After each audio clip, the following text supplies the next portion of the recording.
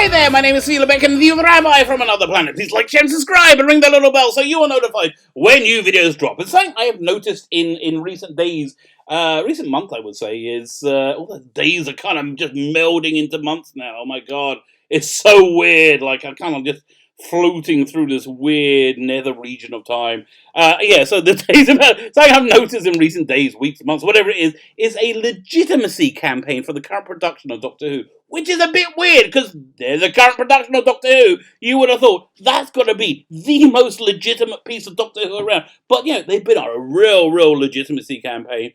I think mainly to the normie audience going, hey, everything's fine. You love Doctor Who. Well, this is Doctor Who. Come and see our Doctor Who. And they're really doing everything they can to associate their production of Doctor Who with Doctor Who, which is beloved. And their production kind of hated, I think is a fair way of describing it. So part of this legitimacy campaign is somebody is obviously talk to Chris Chibnall about how to better interact with the audience, which he's been really bad at. Actually, I heard he's a really nice person, which is not how he comes off at all. He comes off as like this very elitist, aloof, arrogant, and kind of stupid person all at the same time. But again, I hear he's a very nice person, so that's nice. But so I think part of that campaign of like interacting with the fans has been like to get on top of doing production notes. Production notes was a column that Russell T Davies started in Doctor Who magazine. Wow, back in 2005, probably before that. And his production notes were awesome, absolutely fantastic. It would be the first thing I read every month. I just loved it. Wasn't as good when Moffat took over, but wasn't bad. And basically, as soon as Chibnall took over, he did it for a few months, and then it just kind of petered out. And he handed it off to other people, and so he wasn't doing so much. But now he's back doing it, and I think the interesting thing that he's back doing it, he's talking about something that happened in 2018 before his Doctor Who even aired. So this is back when there was real support for it. There wasn't this animosity. Even me. I was like very on board for his Doctor. I was excited for it, and but nobody's seen it yet. I was actually, my love of Doctor Who was so strong that I even gave him a pass to Arachnids in the UK. I said, anyone can have a bad episode, but whoa boy, that was just the start of the very rapid decline and descent of Doctor Who, which my descent of it kind of matched the same trajectory as the ratings, which was like kind of that's kind of how it went down. So anyway, I got my new copy of SFX magazine this morning. It arrived, and I don't know. That means there's a new Doctor Who magazine, and I haven't even read the production notes this month. So I figured we'll read them together, because you know what? It's always good to laugh at Chibnall, because he really deserves to be laughed at for the terrible job that he's done with Doctor Who. So I thought we would read it together. But before we get there, can I ask you guys, can you hit that subscribe button? Yeah, that would make me just so pathetically happy and great. I'm really not joking. I am so insanely pathetically happy and grateful for each and every one of you. Hit the subscribe. So hit the subscribe button. Again, make a Rabbi happy. Subscribe button, like button, share button. And I want to show you my appreciation. I am genuinely appreciative. I'm not making this. I am really, genuinely, properly appreciative. Firstly, go to the video notes. You'll find a Doctor Who audio story you can download called Geopath. Oh, somebody asked me, and I forgot who it was. Somebody asked me if I could send them links to the other ones that I upload. I'm probably going to upload a different one next week. I can't remember who you are. If you're watching this, please get in contact. My email address is in the video notes as well. Easiest way to get in contact with me. So please do that. And so there's that. And also, I have a competition each week. I give stuff away. So the stuff I'm giving away this week is I really love. But it's a DVD, and I got it on Blu-ray, so I feel silly keeping it. But I really love this thing. So here is Lord of the Rings, Fellowship of the Ring, Special Edition. It's a 4-disc set. It's absolutely gorgeous. 2 discs of just incredible extras. And the movie is, again, the extra long one, split over 2 discs. So yeah, all you need to do to win it is subscribe to the channel. Subscribing being the very important thing from my perspective. Subscribe to the channel and leave the hashtag TreeBid. Hashtag TreeBid, and we'll do the prize draw on the TARDIS Zone, I think on the Sunday the 26th probably, and then we pick a new thing to give away next week. So yeah, enter that, and best of luck to everyone. Fine. So let's read this Let's read this month's production, this column, because it's always going to be fun, isn't it? Fine. So there we go. It's about Chibnall getting his childhood dream of meeting Philip Hinchcliffe with none of the Chibnall's monsters. You'll notice it's all like from previous productions. So let's read what he has to say, and it's very, very revealing. It doesn't really mean to me, but it just is. So it starts off. One of the great joys of this job is being able to say thank you. Okay, I don't care about what you're joyous about, and honestly, I think you think you're being virtuous. You're virtue signaling here by saying, "I just love to say thank you." Oh, I'm so humble. And I love to say thank you. No, what you're really saying is, I like to feel good about myself. The great joys, that's the that's the object of saying. It's not you saying thank you. Often that's to all the people who work so hard on Doctor Who, many of whom go unsung, and their work is so wasted and bastardized on your atrocious production. I saw in SFX magazine they got this large article about the design work on Doctor Who season 12, which I think, generally speaking, freaking excellent. Those Cybermen, absolutely excellent. My hats off to them. But what a waste putting it onto your utterly, utterly, utterly awful scripts. But as I started working on the show, it occurred to me there were other people I wanted to thank going further back. Oh, okay. In February 2018, I asked Nick Briggs, who I think must have everyone's contact details, if he'll share an email address with me. After checking, he did, and I emailed. Okay, my God, okay, I don't care how you got his email address. Oh, that's such a boring story. That's like one of your bloody scripts. It's just a boring story. It's weird. What's the difference? Because Russell T Davies and production notes were very, what's the word I'm looking after? Looking for. It was very, not incidental, very, anecdotal. Very, anecdotal. So, it would go off in tangents. And I just found all of them engaging. This was I don't care how you got his freaking email address. Boring piece of crap. Oh, God, you can't even write a comment without boring me. And we're in the first 2 inches. Okay, fine. He got the email address. Former Doctor Who producer Philip Hinchcliffe, and said thank you. Oh, thank you. Okay, but no, this is why you're really writing him. Stop hiding behind your freaking virtue signal, and invite him to Ross Studios. Should he ever wish to see how we make the show now? Yeah, that was the point of the email. It wasn't you saying thank you. It wasn't. No, what you wanted something. Oh God. Within a few hours, a gracious reply pinged back, and we set a date. I'd always wanted to meet Philip. I don't care! I don't care that it's not about what you know what I want? I want you to do your job. I want you to hire people who can write Doctor Who. I want you to steer it in a good way. I want you to write a plot, or find somebody who can write a plot that doesn't bore everyone to tears. Shoehorn in all this, virtue signaling agenda bullcrap that you love. Like, do your job. Like, try and make Doctor Who not a disaster. That should be the title of the video. Dear Chris Chibnall, please try and make Doctor Who not a disaster. That would be really good. Thank you very much. I'd always wanted to meet Philip. It's not just his time on the show coincided with my formative years watching Doctor Who. Mine too, actually. Although that's undoubtedly a big part of it. Is that I've returned and rewatched and rewatched the episodes he produced, and they stand up so well. Yes, okay. Yes, they do. Yes, they do. Do you notice a difference between his episodes, and your episodes? Your episodes don't stand up so well, do they? They don't even make it to a second viewing. The plot holes are so massive. You see them on the first viewing. Your episodes do not stand up well at all.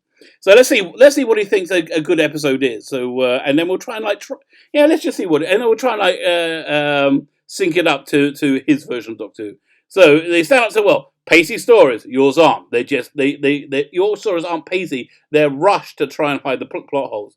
Big ideas, yes, that's what you have. Lots of big ideas. You don't care if they contradict each other or they make any sense. But again, they had big ideas that didn't contradict each other and made sense. High production standards. I'll give you that. Your Doctor Who does have high production standards.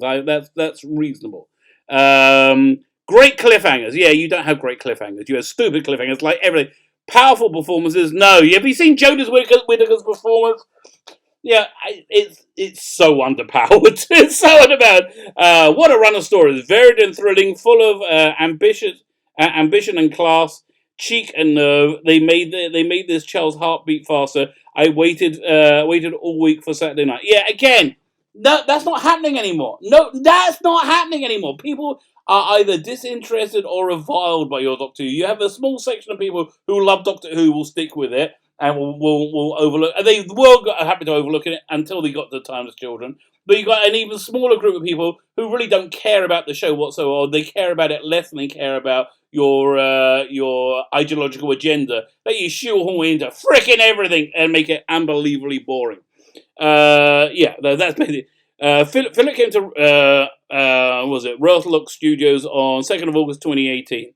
We were filming Resolution. Okay, you just write so boringly, and still in big secrecy lockdown mode. Yes, okay, you could have let everybody know. Yeah, you can let the cat out bag for everything. Nobody cares. Nobody cares. There's no need for secrecy. It is not like the David Tennant and the Matt Smith years, where or even Capaldi, where there was a need for secrecy. Nobody cares. Nobody cares at all. It was also the same day we brought a bunch of journalists down to the set to do interviews in advance. Oh, so you're just saying that just coincidentally happened? You just picked a day, and also picked a day that the journalists. No, this was clearly the day you were showing people around. Oh God, you're so transparent. In advance of the first series transmitting. Fine. Organizing that so journalists and Phillips didn't intersect requires some logistics. Well, why weren't they allowed to meet? Like what that actually? Okay, idiot. That would have been a good idea to have him on the tour with the journalists. It would have actually had give the journalists a second story to write. Why? What? Oh God. I wanted to try and resurrect John Nathan Turner just to handle your publicity, which you have so freaking zero idea on how to do. I wanted to keep this visit private and personal. Okay.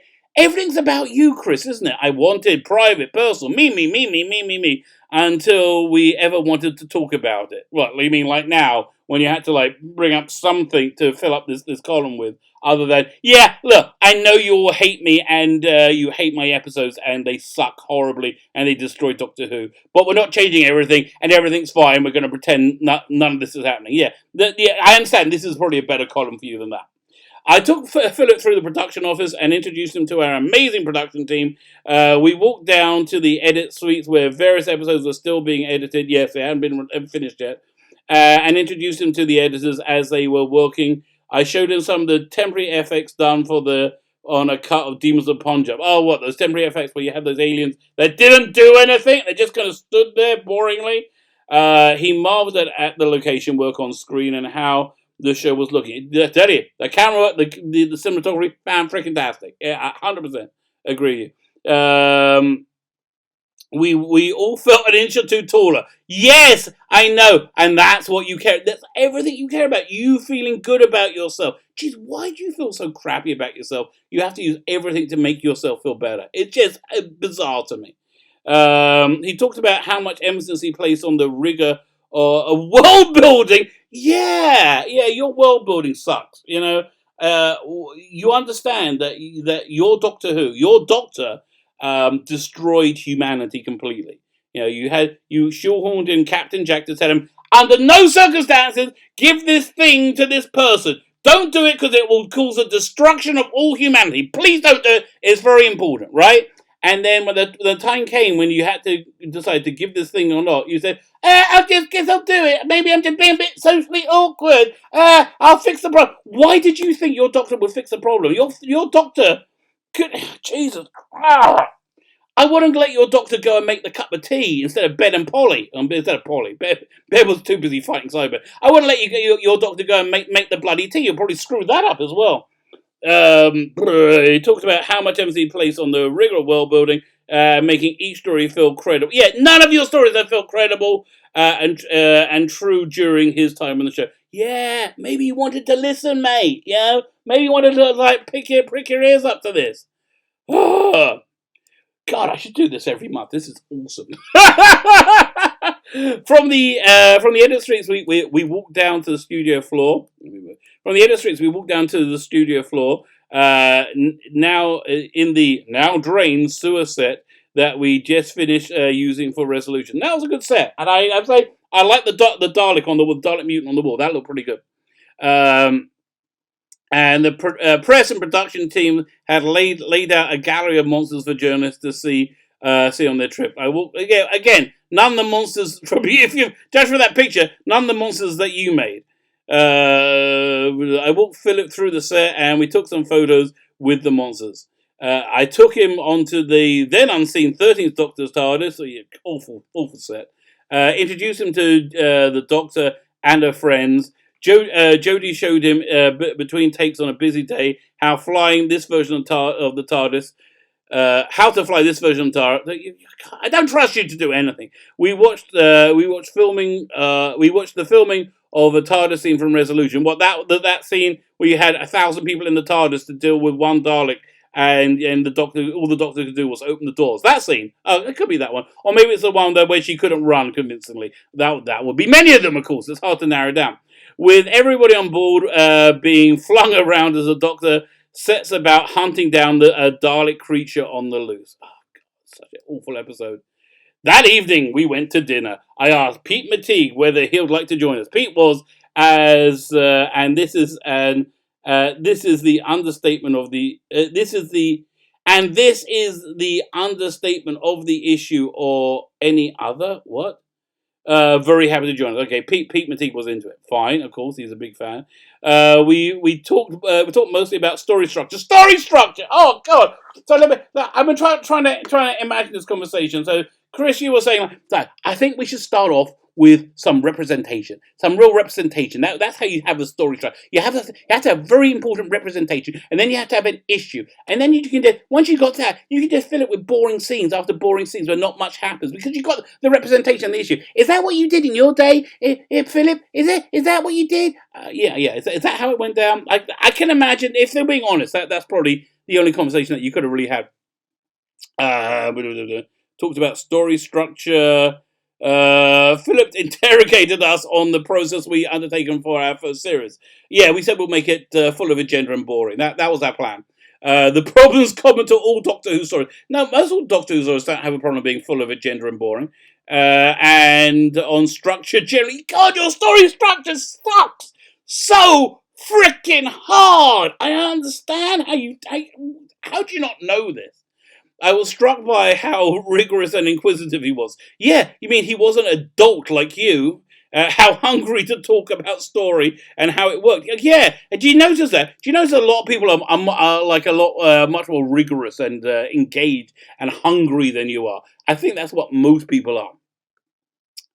We talked about the author Joseph Campbell and the book The Power of Myth.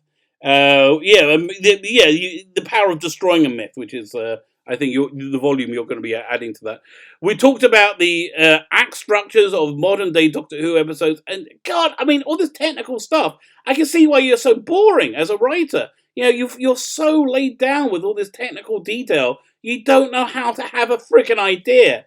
He talked about how script editor Robert Holmes would call him wringing his hands about how to solve everything in part 4. Is it still the same? He asked. Yes, it is. Yeah, but really, what did you solve? What on earth do you think you solved there? It was clear from the whole day and the evening. It was clear from the whole day and the evening was how the challenges of making the show have remained the same. Except, he succeeded. You failed.